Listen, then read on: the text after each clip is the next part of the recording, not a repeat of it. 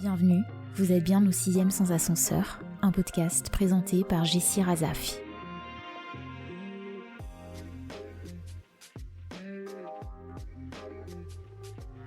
Je ne sais pas ce qui nous a désinhibés, Audrey et moi. Peut-être l'apéro qu'on a partagé juste avant le tournage de l'épisode, ou peut-être parce que pour la première fois, nous nous rencontrons en tête-à-tête.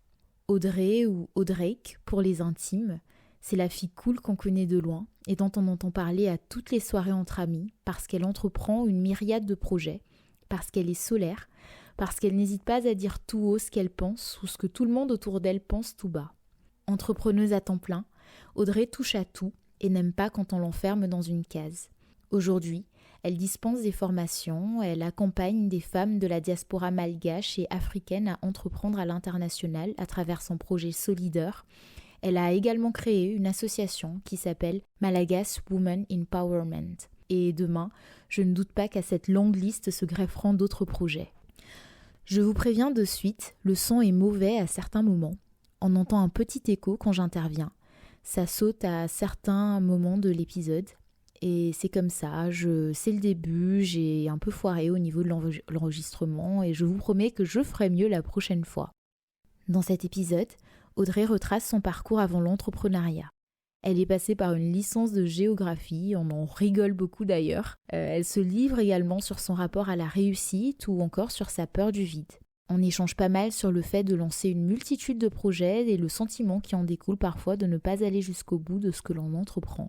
Au fil de la discussion, vous l'entendrez, on partage plusieurs points communs, comme le devoir de réussite qui pèse sur nos épaules, surtout lorsqu'on vient de l'étranger, notamment d'un pays pauvre, les crises existentielles que l'on a pu traverser et le feu que l'on ressent au plus profond de nous lorsqu'on fait ce que l'on aime. Et justement, vous arrivez au moment où je lui demande à quel moment elle s'est rendue compte qu'il fallait qu'elle soit passionnée pour se lancer dans un projet.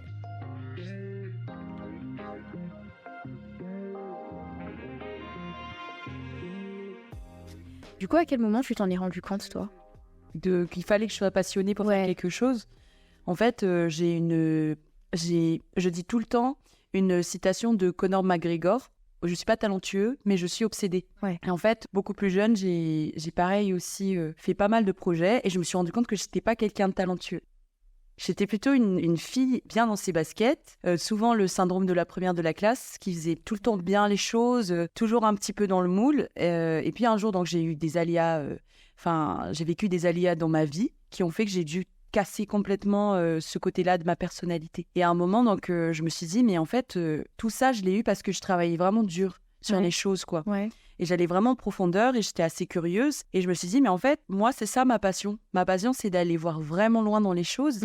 C'est d'aller chercher tout le temps, d'aller essayer de découvrir pourquoi ça, pourquoi pas. Et c'est comme ça que je me suis rendu compte que, en fait, j'avais un vrai feu au fond de moi qui était vraiment que au-delà du talent et au-delà des compétences, en fait, le feu fait plus. Et parfois, je regarde des gens autour de moi qui ont vraiment 10 fois ce que je suis capable de délivrer, mais qui ne font jamais rien. Et c'est comme ça que je me suis dit, mais en fait, moi, j'ai tout le temps besoin d'être dans la passion, dans le feu, et je suis beaucoup dans l'action. Ce qui fait qu'un jour, je me suis rendu compte, juste en étant en études supérieures, que j'avais plus besoin d'être la bonne élève, j'avais plus besoin de tout bien faire à l'école. J'avais besoin de concentrer mon énergie sur tout ce qui m'entoure et qui me passionne. Mais du coup, avant tes études supérieures, t'as pensé à entreprendre déjà ou parce que j'ai vu que t'avais fait une licence de géo. Ouais. Déjà, à quel moment tu t'es dit, tiens, je vais faire la géo ? C'est pour ça que je rigole toujours quand les gens me demandent, t'as fait quoi comme étude ? Ouais, non, mais c'est tellement random. Ouais, de ouf. Non, je suis d'accord. C'est hyper random. Ok. Mais après, tu vas voir, des fois, je fais même pareil, je pense, pendant ce podcast, si les gens nous écoutent, ils vont dire, mais qu'est-ce qu'elle raconte, celle-là ? Elle dit des trucs hyper random aussi. Non, mais c'était tellement random. Mais surtout que quand tu viens de Mada, personne fait de la géo, ouais. Je suis morte. Bon, au moins, quelqu'un qui me le dit, honnêtement. Aujourd'hui, les gens prennent des pincettes un peu en me disant que voilà, ils se demandent pourquoi j'ai fait ça. Tu peux nous expliquer ? Ouais, bien sûr.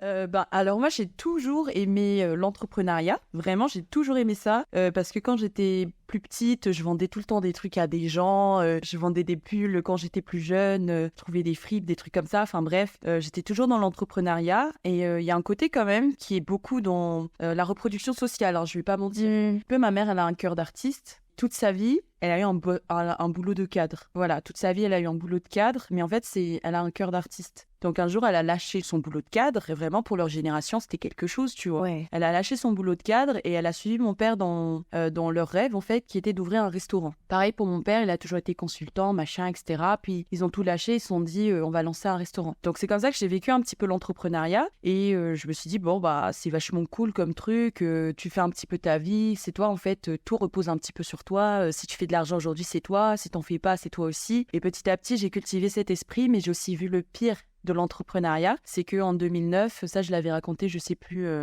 quelque part, à quelqu'un.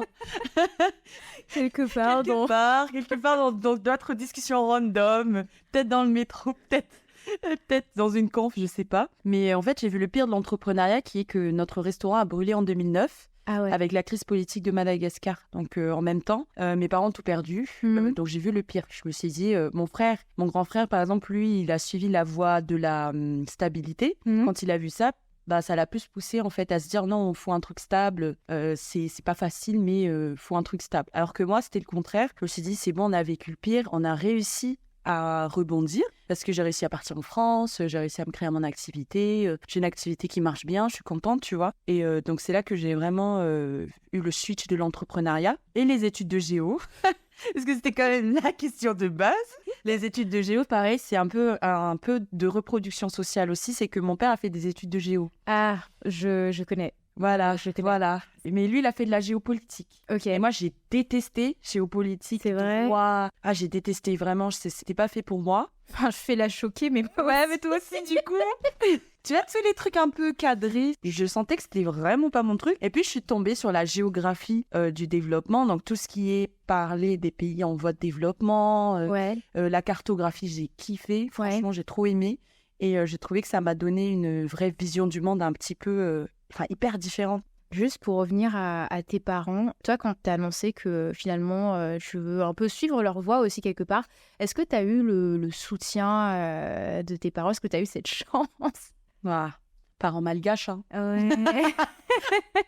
Parents malgaches, ils te voient loin, ils se disent que c'est une... moi, j'ai eu carrément un appel avec eux. Ouais. Donc, c'était vers la fin un petit peu de mon titre de séjour ou même vers la moitié. Je leur ai dit, écoutez, je me suis fait une raison, je ne vais pas chercher de contrat. Déjà, ils étaient... mon père, surtout, il n'était pas très chaud. Hein. Il était vraiment en mode, t'es sûr, t'as besoin d'expérience. Il avait peur, en fait. Il me voyait plus comme une enfant encore, tu vois. Ouais, c'est des inquiétudes de parents. Hein. Voilà. Enfin, moi, j'ai eu la même cet été avec ma mère, l'été dernier, où je lui ai annoncé à l'aéroport que en fait, je fais de la pole dance.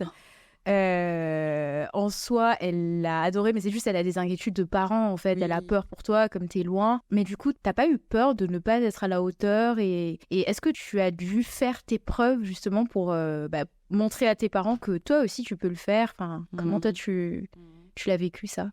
Ouais, c'est vrai. Moi, je pourrais te dire que j'ai dû faire mes preuves toute ma vie. Hein. J'étais assez bonne à l'école, donc très bonne à l'école, même limite. Donc mes parents, ça, ils n'avaient pas d'inquiétude. Mais en même temps, je faisais du taekwondo.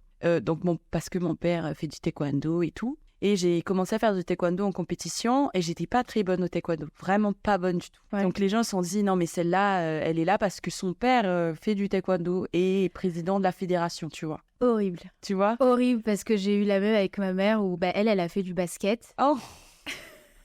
Elle a plein de similarités en fait.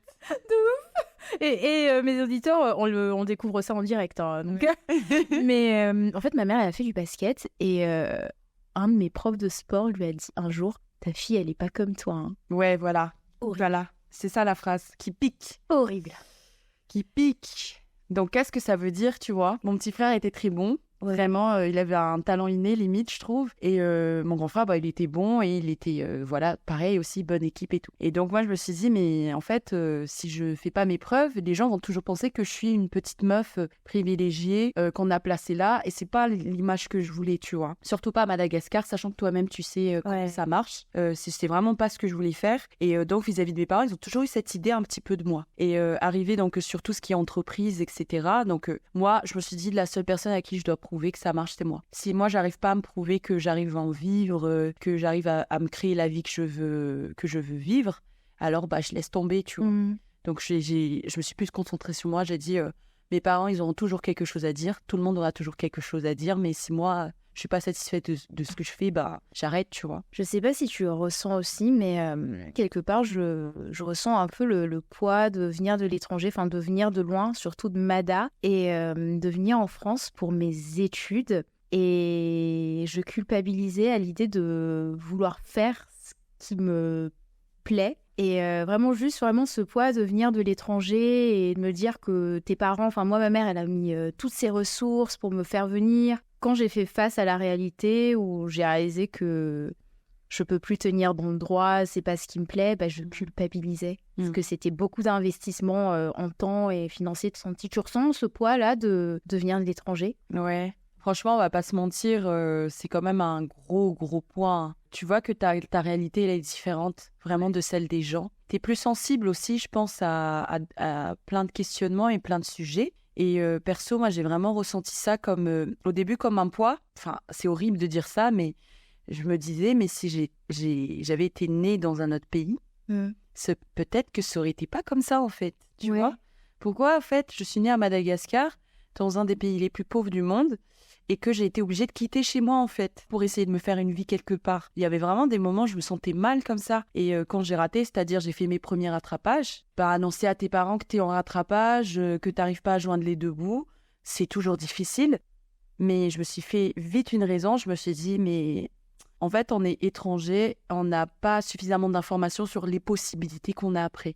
Et surtout, j'ai l'impression que quand on vient d'un pays aussi pauvre, moi, je me permettais pas de rêver. Ouais. Je sais pas si tu as ressenti ou il fallait que je trouve vraiment une stabilité financière et que les rêves, c'est un loisir ou c'est après ou stabilité d'abord. Et moi, je m'autorisais pas à rêver et à me dire que je pouvais réussir dans ce qui me plaît. Et ça, c'est pas facile. Mais du coup, toi, par rapport à la stabilité financière, est-ce que c'est quelque chose, toi, qui te freine dans la création de projets? Enfin, le fait de pas avoir de thunes, par exemple, est-ce que toi, ça te freine? Au début, je l'ai très mal vécu parce que c'est vrai que j'ai travaillé tout. J'ai commencé à travailler tôt quand même, genre vers mes 16 ans. Et après, quand je suis arrivée en France, j'ai commencé à travailler à mes 18 ans, dès que je suis arrivée. J'ai fait des petits jobs vraiment les pires. Je dis les pires, c'est parce que sur le coup, tu supportes, mais quand tu as du recul, tu te dis, mais c'est pas facile pour genre une jeune de 18 ans, voilà quoi. Mais j'ai fait de la boulangerie, j'ai fait du Emma, quoi, de la manutention. J'ai fait du babysitting, donc en semaine et en week-end. Enfin bref, plein de petites choses comme ça qui étaient finalement pas mal en termes de salaire parce que tu dis t'es étudiante, ça va, c'est cool. Mais c'était pas facile en fait, vraiment au niveau du rythme. C'est quand même une petite fierté, c'est que je me suis jamais empêchée. Même quand j'avais pas un rond, on arrivait toujours à trouver des idées pour avoir une salle gratos, pour avoir par exemple un partenaire pour sponsoriser des événements, etc. On arrivait toujours à trouver un moyen, et je dis parce qu'il y a plusieurs filles qui ont bossé avec moi, qui ont commencé étudiantes avec moi, on a toutes commencé ensemble. Aujourd'hui, donc, on a pas mal de budget sur certains projets. Mais moi, au niveau de l'instabilité, perso, pendant le Covid, j'étais au chômage. J'avais un petit fonds, on va dire, d'urgence, où on se dit, ça va tenir quoi, 2 mois, 3 mois? Et encore, je suis gentille, tu vois. 2-3 mois en restant à la maison, tu vois. Bref. Et après, je me suis dit, non, à un moment, il faut que je me donne, quoi, je me la donne. Et que même si j'ai rien, faut que je trouve un moyen, faut que je parle aux bonnes personnes. Et ça, c'était, je pense, une de mes plus grandes fiertés, ça avait été d'aller chercher l'aide là où il faut, quoi. d'avoir tapé aux bonnes portes. Il faut que tu m'apprennes à faire ça. Ah non, hein, moi, dès qu'il y a une personne qui me dit « je reviens », tu as dit ça tout à l'heure. Il faut que tu m'apprennes à faire ça. J'ai trop soit j'ai pas envie de déranger les gens, soit j'ai peur. Je sais pas, il faut que tu m'apprennes à faire ça. Non, mais tu te prends des vents de fou, hein. Ouais. C'est pas comme si ça marchait à tous les coups. Je crois que la majorité du temps, les gens te regardent bizarrement. Mais franchement, je pense que... Et d'ailleurs, je le dirai à tout le monde, n'hésitez pas à taper aux bonnes portes. Et puis, une opportunité ne tape jamais 2 fois à la même porte. Donc, dès que ça arrive, faut y aller. C'est vrai. Que t'aies les moyens, que t'aies pas le temps, que les machins. Des fois, c'est comme ça. Et puis, le reste va sûr, hein. Et toi, comment tu vis l'incertitude un peu de l'entrepreneuriat? Parce qu'il y a des mois où je suppose ça va, et il y a d'autres mois où tu te dis, mais purée, qu'est-ce que j'ai fait? Je te jure, je sais pas toi, mais peut-être il y a des matins, tu te lèves et tu te dis, mais est-ce que je peux pas aller chercher un contrat comme tout le monde? Tu vois? C'est même pas pour dire genre que c'est très bien, tu vois, d'avoir un contrat, un job, là où tu te plais ou tu te plais pas, qu'importe, enfin bref. C'est juste que dans l'entrepreneuriat, c'est vrai que si t'as pas la mentalité de l'incertitude et vraiment de l'inattendu, franchement, faut pas y aller. Vraiment, je vais le dire, faut pas y aller.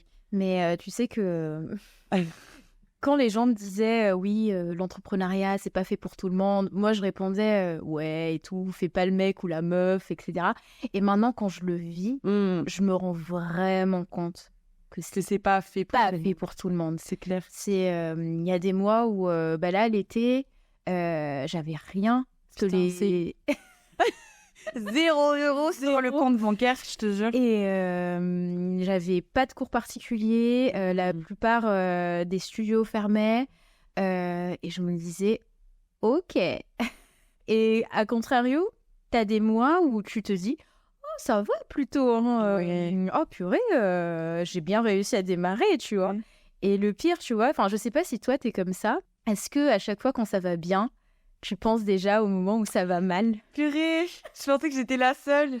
Mais non, mais je te jure, c'est trop ça. Tu te dis, en fait, tu regardes ton compte en banque, tu te dis, oh bah ouais, quand même, je me suis bien débrouillée à ce mois-ci ou les derniers mois, tu vois. Ouais. Et tu dis, ok, tu mets de côté, je sais pas, qu'importe. Tu vas dans ton compte en banque et là, tu te dis, putain, vraiment tous les mois où j'ai dépensé comme du n'importe quoi, en fait, ça aurait pas dû arriver, tu vois. Et j'ai pas envie de le vivre. Et puis, j'ai un rapport assez difficile avec l'argent à certains moments aussi. Je dirais plus la précarité, je dirais pas l'argent. C'est quoi ton rapport à la précarité? Ouais, j'ai vécu pas mal de précarité en étant étudiante, même un petit peu au lycée. Tu vois, c'est pas une précarité visible, mais il y avait quand même de la précarité, quoi. Et quand je vis ces moments-là, j'ai l'impression d'avoir tout raté. Et tu sais, je me culpabilise vachement en me disant, mais en fait, c'est parce que tu as dépensé, c'est parce que tu as fait ci, tu as fait ça, etc. Mais en fait, l'argent, c'est fait pour être dépensé, c'est fait pour être qu'on en profite aussi, tu vois. Moi, je sais, tu vois, comme une de mes plus grosses peurs, c'est d'être à la rue. Ouais. Tout le monde me dit, mais tu peux pas être à la rue, Jessie. Et moi, ça reste quand même une grosse peur. Je sais pas si c'est parce que je viens d'un pays pauvre et le fait de galérer ailleurs, ça me fait vraiment très peur. Ou est-ce que c'est juste une peur profonde parce que j'ai eu de la chance de pas vraiment connaître de difficultés financières quand j'étais chez mes parents, en tout cas. Quand j'étais étudiante, c'est autre chose parce que je vivais avec mes 400 € de bourse. Et du coup, à chaque fois, j'avais l'impression d'être sur le fil. Tu regardes en arrière, tu te dis « Oh, ça va !» Et quand je pense à ma situation de maintenant, je me dis « Ah, là, je suis quand même un peu sur le fil » et ça revient, cette peur-là. Moi, je pense que ta peur, elle est clairement légitime puisque c'est vrai qu'on est à quelques euros d'être SDF plutôt que d'être milliardaire, tu vois. Ça, il faut se le dire. Parce que les gens, souvent, dans leur mentalité, ils blâment un petit peu les pauvres, ils blâment...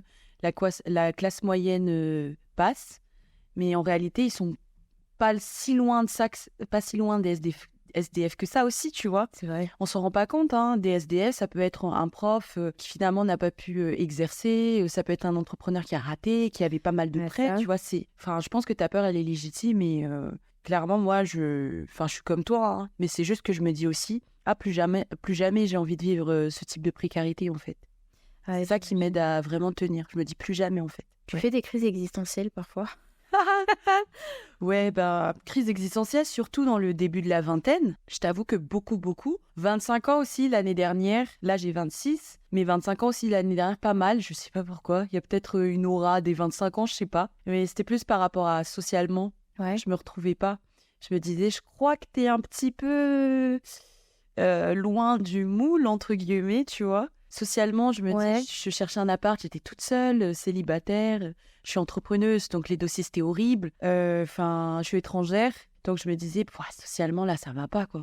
Et à aucun moment, tu t'es dit, bon, il faudrait que je re-rentre dans le moule et que... Jamais. J'avais Non, là, jamais, non. Il y a peut-être, tu me dis, il y a 2 ans, 2 ans, j'étais au bord. J'étais vraiment en train de me dire, non, mais là, ça va plus, quoi. Ouais. Autant prendre un CDD et taffer le projet à côté. Mais avec du recul, je me suis dit, non, c'est mort. En plus, tu vois, j'ai des problèmes de santé. Ouais. Donc moi, par exemple, clairement, je vais le dire à l'audio, hein, j'ai pas honte de ça, mais j'ai des problèmes au niveau de l'utérus, etc. Ouais. Ce qui fait que chaque mois, mes règles, c'est la pire période, quoi. Ah ouais, ça c'est un truc, j'imagine, j'ai des kystes au niveau des ovaires. Ouais, putain, mais pareil. Alors là, on découvre des points communs. Et moi, ça me freinait justement dans ma journée, ça m'empêchait de penser. Oui. Ne serait-ce que de penser parce que t'es alité en fait. Bah, c'est ça. Et t'as juste la douleur et tu peux rien faire à côté. C'est ça. Et t'es obligé de te reposer. Bah ouais. Et va dire à un patron, ou va dire à un manager que 5 jours par mois ou 3 jours par mois, t'es pas performante, quoi, tu vois. Ouais. Et c'est ça qui m'a fait questionner aussi, tu vois. Je me suis dit, je crois que je m'en fous, en fait, de rentrer dans le moule, ou je m'en fous d'aller chercher un contrat, je m'en fous de me marier, je m'en fous. Ouais. Tu vois, on parlait de ça au début. Tu me disais, ouais, meuf cool et tout. Bah, en fait, c'est parce que je m'en fous, vraiment. Ouais. Genre, je pense que les gens s'en rendent pas compte, mais mon degré où j'en ai rien à foutre, vraiment. Je fais les choses parce que j'aime ça, et puis voilà, tu vois. Bah, je pense que il faut, parce que je trouve que on est tellement parfois conditionnés par ce que pensent nos proches. C'est ça. Surtout que nous, nos proches, ils viennent de Mada, tu vois, c'est une autre mentalité. Ce que pensent tes collègues ou les étudiants qui étaient à la fac. Enfin, moi, en tout cas, je pensais beaucoup à ça. Ah, c'est vrai. Et au bout d'un moment, je me suis dit, oh. Du coup, comment, toi, tu réagis face aux imprévus en tant qu'entrepreneur ? Alors, tout ce qui est imprévu financier, alors ça, c'est vrai que je pense que tous les entrepreneurs en parleront, c'est bien le besoin en trésorerie. Ouais. Le besoin de fonds de roulement, ça, vraiment, c'est essentiel. C'est ce qui va permettre de déjà pouvoir maintenir au moins les dépenses faites par rapport à ton activité. Après, en termes d'imprévus d'énergie, je vais vraiment puiser dans ce qui me reste. Hein. Ouais. Il y a des moments, je te jure que là, on parle et je suis tranquille. Mais il y a 2 semaines, tu me dis ça, je pense que j'aurais pas eu le même discours, tu vois. J'aurais été en mode, non, là, je suis en PLS, là, je suis pas bien. Et en fait, je vais puiser vraiment dans mes dernières ressources et qui est vraiment c'est cliché, hein, mais c'est le why. Ouais. Vraiment de pourquoi tu fais les choses, en fait. Et il y a des moments, je me dis, mais je suis pauvre, en fait. Tu vois ? Non, vraiment. Je me dis, mais je suis pauvre. Là, je suis pauvre. Je me plains et tout, tu vois. Et puis, je rentre chez moi. Et je vois, j'ai la lumière, j'ai Internet, j'ai des trucs que j'ai cumulés depuis des années. Et pas des petits trucs, tu vois. Ouais. J'ai un téléphone, un ordi, un machin. Et là, je relativise de fou, tu vois. Ouais. T'as un lit ? Ouais, j'ai un lit. J'ai le chauffage, ouais. tu vois. Je me dis, mais là, ça va pas. Ressaisis-toi un peu. Et puis, par rapport aux imprévus, on trouve toujours une solution aussi. T'as eu des gens autour de toi qui n'ont pas cru en tous tes projets ? Ouais. Comment tu gères ça ? Alors, je vais sortir la liste parce que je t'ai dit. Non, je rigole. En fait, je fais un podcast parce que j'ai besoin d'aller chez le psy et c'est ma séance, on dirait. Ah ouais, j'avoue. Ah, ça me fait du bien en plus. Hein. C'est thérapeutique, les gars. Ouais. C'est thérapeutique, je vous jure. Ça fait du bien de parler en plus. En plus, moi, je vis seule, donc ça, je te disais, je suis hyper bavarde. Hein. Dès qu'on me lance, ça y est. Donc, les gens qui ne croient pas en moi, je pense qu'il y en a beaucoup. Ouais. Il y a ceux qui étaient vocales, donc tu le sais, avec des petites remarques. Ouais. Et il y a les autres qui, ils te le disent pas clairement en fait, qu'ils sont pas sûrs que c'est un truc qui va marcher. Et j'ai vu une vidéo sur YouTube de 2 gars qui disaient « Personne ne croit au lancement ». Et j'ai dit « Mais il y a rien de plus vrai ». Même moi, j'ai un groupe de potes, quand même, jusqu'à aujourd'hui, elles partagent, elles me soutiennent, elles m'écrivent, etc. Tu vois, et c'est hyper important. Mais il y a quand même pas mal de gens, je pense, proches de moi au départ, d'ailleurs, qui ne sont plus proches de moi aujourd'hui, là, je me suis rendu compte qu'en fait, ils n'y croyaient pas, quoi. Et une fois que ça marche, là, bizarrement, tu sens que tout le monde a envie d'en parler, tout le monde veut des conseils. Et seulement, tu dis, vas-y, toi, t'as pas compris. Et comment dire, t'as pas vu la vision au départ. Pourquoi je vais te donner le temps aussi, tu vois. Mais bon, je sais pas, toi, si... Enfin, moi, je te pose la question aussi, du coup. Alors, moi, j'ai eu des proches qui, à l'époque, ils m'avaient demandé pourquoi je faisais toutes ces études, enfin, une double licence en droit et tout. Parce que je pense intérieurement, ils me sous-estimaient un peu. Moi, la petite nana, réussir à faire cette double licence. Et maintenant, dans ma carrière de pole danseuse, je pense que quand ils ont vu que je me suis lancée dans ça, ils se sont dit « Ah ouais, c'est possible ». C'est ça. Ouais. C'est ça. Juste mes amis autour de moi, au départ, je leur ai dit, il y a le podcast, je voulais le lancer depuis 2020. Hein. Et je leur disais, ouais, j'ai envie de faire un podcast. Et ils me répondaient, ouais, c'est cool et tout. Mais je pense que derrière, ils pensaient que j'allais le faire. Ouais. Et pareil pour la pole. Moi, la première fois que je suis entrée dans un studio de pole, j'ai dit, je veux faire ça de ma vie. Ah ouais. Ouais, première fois. Première fois, je suis entrée, j'ai fait un mouvement et je me suis dit, c'est ça que je veux faire. Et j'en ai parlé à mes potes et j'ai pas l'impression que pour eux c'était sérieux, tu vois. Et aujourd'hui, je l'ai fait et ils se sont dit ok, alright. Mais je pense que les gens sont toujours un petit peu comme ça. Hein. Ils cherchent toujours à attendre que tu prouves. Avant de te croire. Il y a des moments, tu sais très bien que tu vas le faire, tu vois. Mais bon. C'est marrant, tu vois, que je dis ça parce que j'ai lu un de tes posts sur Facebook. C'était quand tu devais partir. Quand je sais plus à quel moment tu l'avais rédigé. Et que tu étais en train de pleurer au tribunal parce que tu avais eu des problèmes et qu'il y a une juge qui t'a dit il faut qu'elle parte, elle va réussir, tu vois. Et quelques années après, genre en 2020, tu estimais que tu avais réussi à cette période-là et que c'est à ton tour d'aider les gens justement à réussir. C'est quoi, toi, ton rapport à la réussite et déjà, comment tu définis, toi, ta réussite? C'est super question et super intro. Écoute. Parce que c'est vrai que cet épisode de ma vie m'a vraiment marqué. En fait, parce que j'expliquais en effet dans un post pour les gens qui ne savent pas, c'est que j'expliquais dans un post que j'étais allée au tribunal parce que mon nom de famille n'a jamais été rédigé comme il devait être rédigé à ma naissance. Donc dis-toi que j'ai vécu 18 ans en fait, la meuf a corrigé chaque rentrée, c'était pas pour rien en fait. Je me disais, mais c'est bizarre, chaque rentrée, je dois dire, mais non, je m'appelle pas comme ça, je m'appelle pas comme ça. Et quand on a réalisé ce truc, je me suis dit, mais c'est impossible que j'aille en France, c'est impossible. Vraiment avec le temps, etc. Et directement, je me suis mise à pleurer. Et mon père, il a dit, si tu pleures maintenant, tout ce qui se passera là-bas, tu vas pas le supporter. Et il a dit, parce que ça, à côté de ce qui va se passer en France, c'est rien du tout. Là, je me suis dit, oula. En plus, la juriste un petit peu super sympa, je sais pas, elle me connaissait même pas. Elle m'a vu pleurer, elle m'a vu avec mon petit dossier. Et puis voilà, c'est ce qu'elle a dit, naturellement, tu vois. Et je me dis, putain, c'est-à-dire qu'une personne qui me connaît même pas me croit en moi, tu vois. Et donc, en effet, en 2020... j'avais estimé que j'avais réussi parce que tout ce que j'avais écrit depuis des années, c'est quasiment réalisé. C'est-à-dire, moi, je vais dire 80%, 90%. Moi, j'estime que j'ai réussi parce que je vis la vie que j'ai vraiment envie de vivre. J'imaginais quand j'étais petite, je m'imaginais à 25 ans exactement comme je suis aujourd'hui. C'est-à-dire que quand j'étais petite, j'ai toujours voulu être chef d'entreprise. J'ai toujours été une petite avec des lunettes. J'ai toujours voulu être une fille bien habillée, petite chemise et tout. Et je sais pas pourquoi. Et vers en 2020, je me suis dit, mais je crois que je suis exactement comme j'imaginais quand j'étais petite. J'étais vraiment à l'aise dans mon corps. J'avais les amis que je voulais parce que j'ai eu beaucoup de relations très toxiques en amitié, en amour.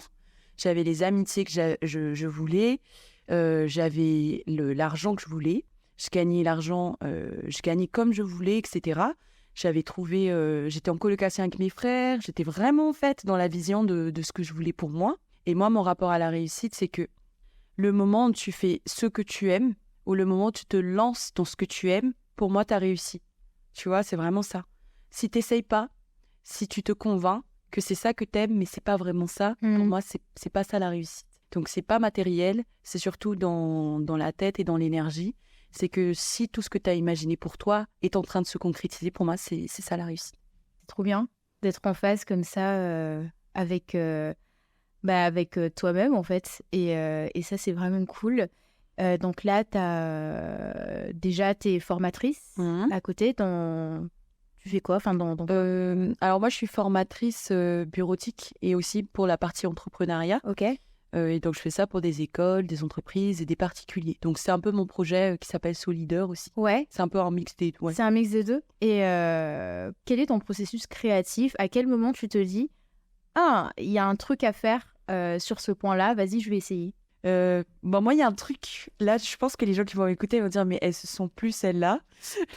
Moi, il y a un truc que j'aime bien me dire, c'est que je m'assimile à Midas. C'est-à-dire que tout ce que je touche, pour moi, ça va devenir de l'or. Ah, j'adore. Tu vois? Écoutez là. C'est pour ça que je dis, les gens vont dire « celle-là, vas-y ».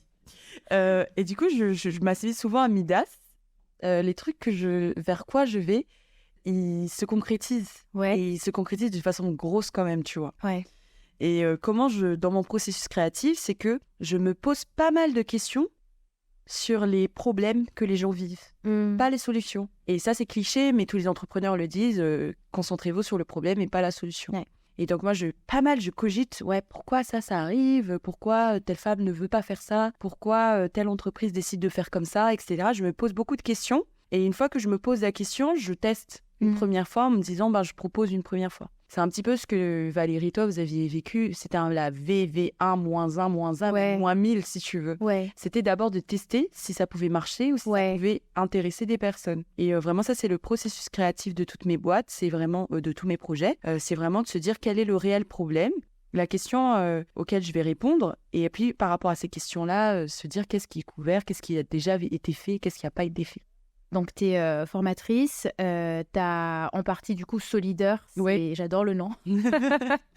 D'ailleurs, est-ce que tu peux juste résumer en quelques mots ce que c'est? Je pense que tu le ferais mieux que moi, donc j'en profite pour que tu sois là et que la personne qui l'a créé vraiment résume. Ça marche. Alors, Solider, c'est un réseau de femmes de la diaspora africaine. Et en fait, Solider, là, aujourd'hui, ça englobe un peu la partie formation. C'est-à-dire que parfois, je peux trouver des formatrices pour certaines missions. Et donc, je les recommande à des clients que j'ai. Donc, par exemple, il y a des formations que je n'arrive pas à couvrir. Donc, après, je dis, tiens, je connais telle femme. Et ça a vraiment commencé un petit peu comme ça. En même temps, donc, c'est un réseau de femmes de la diaspora africaine qui fait que j'essaie vraiment d'essayer de rassembler les femmes autour de thématiques communes ou thématiques particulières et d'essayer d'avoir un petit peu le maximum d'informations autour de ça. Mais en effet, Solider, là, je le dis là un peu à l'avance, l'idée c'est aussi d'avoir une direction vers la formation, puisque c'est ce qui m'intéresse le plus. Le goût pour la formation, ça t'est venu à quel moment? Déjà, j'aime trop parler, donc déjà il y a ça. De deux, j'ai toujours aimé maîtresse quand j'étais petite, tu vois. J'adore, moi aussi. J'adore. C'est transmettre des trucs, apprendre des trucs aux gens, faire des cours, et noter, etc. Ça a toujours été mon kiff. Et juste que je me suis dit, je peux pas être instit, malheureusement. Ouais. Je me voyais pas être instit. Et aussi parce que, je vais pas mentir, désolée, mais c'était vraiment par rapport au salaire de base et toutes les études qu'il y a à faire derrière, etc. Je me voyais pas du tout instit. Et puis, je me suis dit, mais attends, il y a un truc pour les jeunes adultes, qui est de la formation. Et au début, je me suis dit, mais c'est que de l'arnaque, ce truc. C'est que des gens qui parlent et qui font pas des vrais trucs devant. Et puis, un jour, j'ai travaillé avec des gens qui m'ont appris comment ça marche, qui m'ont appris un petit peu à bien m'exprimer en formation. Et c'est en forgeant qu'on devient forgeron. Ouais. Du coup, à un moment, je me suis dit, mais attends, le kiff de formatrice, je kiffe. C'est comme ça, en fait, que je suis arrivée jusqu'à la formation. Et à côté de ça, tu as Malagasy Women Empowerment, que vraiment, ça, je te dis, mais chapeau, quoi. Ça fait des années que c'est en place et ça grandit à chaque fois. Et du coup, ça t'est venu d'où la naissance de ce projet? Ok. Malagasy Women Empowerment, c'est vraiment mon bébé. Franchement, j'ai grandi avec. Là, j'ai commencé avec un bébé, maintenant il a 6 ans. C'est ça que ça devient un enfant. C'est un bel enfant. Non, mais vraiment merci. Ça, tu sais, parfois, je me dis, les choses vont pas assez vite. Et quand tu me dis ça, moi, ça me fait plaisir parce que ça m'aide à avoir du recul aussi, tu vois, sur les choses. Mais donc, Malagasy Women Empowerment, c'est né... Alors, de base, vraiment, l'histoire, le fond, le vrai fond, c'est que quand on était à Madagascar, moi, j'ai vu pas mal de violence autour de moi. pas au sein de ma famille, parce que j'ai une famille très aimante, tu vois, c'est vraiment... mon père, il se revendique féministe, au moins allié, tu vois. Ouais. Et il m'a toujours considérée comme mes frères. C'est-à-dire, si je veux sortir en boîte, je vais sortir comme mes frères. Voilà, il ne fait pas de remarques sur mes vêtements, juste pour un peu pour de la prévention, etc. Donc, bon, j'ai une famille super aimante. Mais c'était autour de moi, tu vois, la partie un peu école, dans la rue. Enfin, tu vois, à Madagascar, un peu le climat, un peu... Je pense que... Je sais pas si tu l'as vécu, mais moi, j'avais vécu un climat un peu hostile. Ouais. C'est que je m'étais déjà fait agresser 2 fois dans la rue. Une fois à Tana et une fois à Paris. Et autour de moi, j'ai eu plusieurs copines qui ont été victimes de violences verbales et violences physiques aussi. Et puis à un moment, je me suis dit, mais c'est pas normal. Enfin, même des cousines, ou voilà. Je me suis dit, mais c'est pas normal que ce soit toujours le même type d'histoire et des histoires qui se répètent. C'est ça le pire, des histoires qui se répètent. Et donc, à un moment, en 2015, j'ai ça qui cogite dans mon esprit. Et mes agressions ont vraiment renforcé le côté activiste. C'est-à-dire, je me suis dit, non, là, il faut vraiment que je puise ma force dans ce que j'ai vécu. Et donc, en 2018, je rejoins un mouvement d'association et je commence un petit peu léger. Ouais. Mais j'ai eu l'impression d'être noyée dans ce mouvement d'association. C'est un peu en mode, l'égalité des genres à côté, quoi. Ouais. Genre une option, on leur donne un mini-budget, elles font ce qu'elles veulent, elles font un club. Genre, c'est un pôle, quoi. Voilà, c'est un pôle, c'est vraiment ça. Mais encore un petit pôle, tu vois, un petit, quoi. Et c'est un jour, je me suis dit, on s'est séparés du mouvement d'association. En 2018, le projet a été lancé. 2020, on se statue. Et là, tout a explosé, où les gens nous ont pris au sérieux, en fait. T'as eu des commentaires de personnes qui t'ont dit, mais t'es loin, en fait. De quoi tu te mêles de Madagascar? T'habites même pas au pays. Ouais. Ouais. En plus, tu sais, moi, je suis quand même claire de peau, vachement claire de peau. Donc, c'est un petit peu la petite bourgeoise qui s'ennuie, quoi. Ça, je l'ai déjà eu sur Twitter. T'es une petite bourgeoise qui s'ennuie. Si t'avais vécu à Madagascar, ça aurait été différent. T'aurais pu s'écouter, etc. J'avais pas mal de remarques. À un moment aussi, on avait pas mal de trolls sur la page.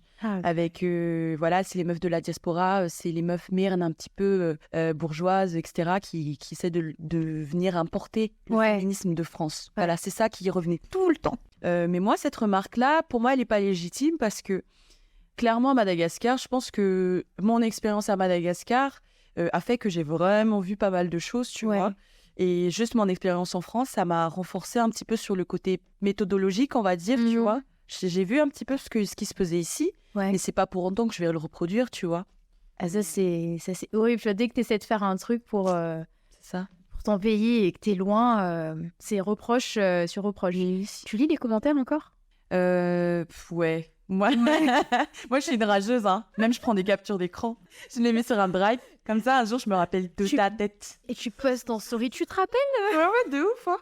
C'est comme les publications d'Ilan Thierry et tout. J'avais trop envie de renvoyer les captures d'écran de tous les gens qui m'avaient... Tu l'as épinglé, ça, sur ton... Ouais. J'adore. Enfin, il faut aller voir, il faut lire. Pour les personnes qui connaissent pas, Audrey résume très bien la situation dans son post. Et donc, tous les commentaires que j'ai supprimés parce que, vas-y, pour la santé mentale et que ça me saoule. Et moi, j'ai le blocage facile, hein. Franchement, quand les gens me saoulent, je bloque. Enfin, qu'on trouve ça gamin ou pas. Mais je lis quand même les commentaires. Il y a juste eu un moment, on avait fait un post assez virulent. Tu sais, je sais pas si tu te rappelles, il y avait une pub de Salto. Oui. Ouais. Oui.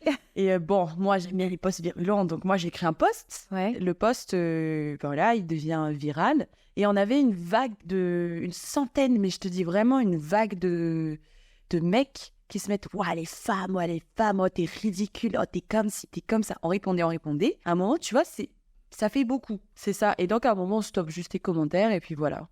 Mais du coup, toi, tu utilises beaucoup les réseaux ou pas dans ce que tu fais? Ouais, pas mal quand même. Tu peux même exposer... Ouais. Franchement, j'utilise pas mal, mais j'ai du recul dessus. Par exemple, je suis pas du tout d'influenceuse. Léna Situation et tout ça, je les adore, hein. Il y a pas de souci. Il y a des influenceuses que je kiffe, Océane et tout, mais je les suis pas. Ouais. Parce qu'en fait, on va pas se mentir, quand tu vois que leur niveau de vie, il est à des années-lumière du tien, elles sont proches de ton âge, ça peut complexer. Et j'aime pas cette utilisation des réseaux sociaux en mode waouh, elle est à Mykonos ou elle a la dernière robe Balenciaga. Moi, je suis là dans mon studio qui fait même pas 30 mètres carrés, tu vois. Avec mon vêtement de strip. Ouais, de ouf. Et non, je comprends. Enfin, j'ai fait pareil. Hein. Il y a des personnes, des influenceuses de mon âge que j'ai arrêté de suivre parce que ça me faisait juste. Je sais que j'étais pas encore capable de supporter ça, voir ça. Et du coup, ce que je fais, c'est que je ne follow pas. Bah oui. Mais c'est pas être une rageuse non plus, en fait. Hein, non, clairement. c'est juste se préserver. Je pense que c'est un moyen, tu vois. Enfin, moi, je le dis clairement. Y a des personnes que j'ai arrêté de suivre parce que sur le moment, je suis pas encore capable de faire la part des choses et de me dire que ça, c'est sa vie. Moi, ça m'atteint. Voilà. Ça m'atteint et j'étais pas encore capable. Ouais. Mais du coup, le fait que tu aies plusieurs projets comme ça, est-ce que t'as pas peur parfois de t'éparpiller ou juste, moi, je sais que c'est un truc qui me range quand je fais plusieurs choses. Je me dis, t'aurais pu te concentrer vraiment sur un truc et te donner à fond. Ouais, développer une grosse expertise dessus que de toucher un peu à tout et d'être finalement moyenne, entre guillemets, dans tout, tu vois. Ouais. Est-ce que toi, tu ressens pas ça parfois ? Alors, c'est vrai que je ressens... Si, ça m'arrive quand même vraiment de me dire est-ce que je perds pas ? Et d'ailleurs, c'était il y a pas longtemps. C'est pour ça que je te disais, si on avait fait le podcast 2 ou 3 semaines avant, je pense que le discours était vraiment différent. Et je me perds hein, de temps en temps. Je pense que ça fait partie du chemin aussi, de perdre un petit peu de vue la direction. Mais c'est vrai que ton feu, ton cœur reste la boussole. Hein. Ouais. C'est vraiment ça, c'est qu'à un moment, tu te dis, mais en fait, pourquoi je fais tout ça de base ? Vraiment de base, pourquoi je fais tout ça ? Et c'est ça qui aide en fait à diriger ton énergie sur les actions qui comptent. Et c'est ça qui est le plus important. Après, tout ce que tu disais sur être experte dans un domaine, moi, je pense que la vie, elle est vraiment faite pour expérimenter. Vraiment, c'est pas grave, franchement, d'être moyenne dans des trucs, tu vois. Moi, la couture, j'adore ça, j'aime trop ça. C'est pas pour autant que je suis capable de sortir une collection demain, tu vois. Je me dis, la vie est faite pour expérimenter, ce qu'on teste et puis on aime, ou on décide de se lancer à fond dedans. Ou... C'est vrai qu'il y a cette notion de performance aussi. C'est comme à la pole, tu vois, où parfois, quand je vais m'entraîner, je prends juste performance et je perds même le goût de faire de la pole, tu vois. Et je me dis, c'est vrai. Faut vraiment pas que je pense trop à ça. Tu avais un projet aussi catch. Oui, il me semble, que tu as mis un peu entre parenthèses. Oui, c'est ça, tout à fait. Ouais. Qu'est-ce qui se passe au moment où, enfin dans ta tête en tout cas, au moment où tu te rends compte qu'il y a un point où tu es obligé de lâcher ? Ouais, qu'est-ce qui se passe ? C'est dur. Hein. C'est dur parce que, perso, moi je suis une personne forcenée. Qu'importe, je vais essayer, même dans les relations amoureuses, les relations amicales. J'essaye, je force. Mais s'il reste plus rien, j'y vais, jusqu'à en souffrir, tu vois. Toutes les miettes. Voilà, tu prends tout ce qui reste. Même la personne, elle te dit déjà dégage, tu cours après elle. Non mais vraiment, plus sérieusement, c'est dur de lâcher prise. Surtout quand tu vois le degré d'investissement que tu as mis dedans. Que ça soit financier, moral, le temps, voilà, c'est dur. Mais c'est pour le meilleur. Parce que pour moi, c'était vraiment une expérience entrepreneuriale. C'est que là, pour moi, la vraie expérience, c'est ça. C'était catch. C'était vraiment, en fait, comprendre tout ce dont on parlait, donc l'éparpillement, l'imprévu, l'association avec d'autres personnes, administrativement, qu'est-ce que ça vaut, l'offre, la demande, tout ça. En fait, pour moi, ça, c'était l'expérience entrepreneuriale, puisque c'est là où je me suis dit, mais en fait, tout ce que j'ai raté dans ce projet, je ne veux plus le refaire. Et j'ai capté qu'il ne fallait plus le refaire, tu vois. Et au final, j'étais plus reconnaissante d'avoir su lâcher, même si c'était 2 ans après, tu vois. Tu as beaucoup de projets, comme ça, tu fais beaucoup de choses. Est-ce que tu as peur du vide ? Du vide ? Oh là là, ouais, c'est vrai. C'est une bonne question. Alors, perso, pareil, il y a quelques années, tu me dis ça, mais moi, je t'aurais dit, mais c'est mort, une petite vie à la campagne, où je m'arrête de tout faire. Voilà, c'est mort, tu vois. Mais je reste encore radicale sur mes positions, qui sont que moi, j'arrêterai quand je serai morte. Vraiment, je suis radicale. Je me dis, j'arrêterai tout ça quand vraiment je serai morte. J'arrêterai de tester des choses, j'arrêterai d'avoir des expériences loufoques, de me tromper, tu vois, de faire des trucs random. Quand je pourrai plus, tu vois. Ou d'être invalide. Mais sinon, entre-temps, la peur du vide, si quand même, dans le sens où quand j'étais au chômage et que j'avais plus rien, c'est-à-dire ni alternance, ni études, ni rien, ni revenu, ça avait été un coup très très dur pour moi quand même. Parce que j'aime vachement bouger et tout, donc c'est vrai que le vide, pour moi, c'est vrai que c'est pas facile. C'est pas facile de l'accepter. Mais c'est pour ça que moi, je préfère dire que j'arrêterai quand je serai morte. Du coup, est-ce que tu es du genre à, tu sais, à te rajouter des choses à faire encore et encore, ou tu es plus la team hop, ça me va pour l'instant, et Ouais. t'es de quelle team, toi? Alors, c'est fini ça, de se rajouter de la souffrance.